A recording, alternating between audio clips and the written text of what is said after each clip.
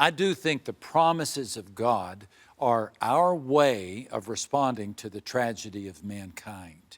When life goes crazy, God has equipped us. He's equipped us with these promises of God.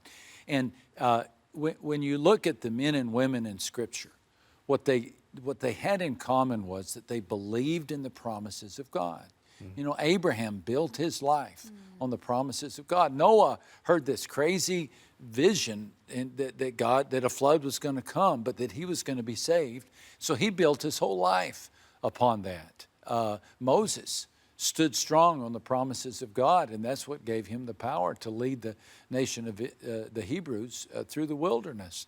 And Joshua, the story of Joshua is simply a story of a man who believed that God would give the promised land to him and to those who had survived that time in the wilderness. And he believed it. He marched forward.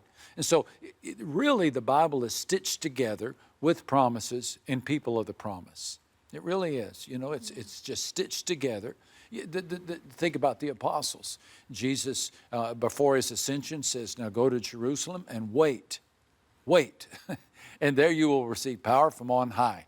And they went. They believed the promise of Christ. And because of that, we have the day of Pentecost. They received that supernatural event. So I think really what the generation is needing right now are some people who will say, okay, I'm going to believe in the promises of God.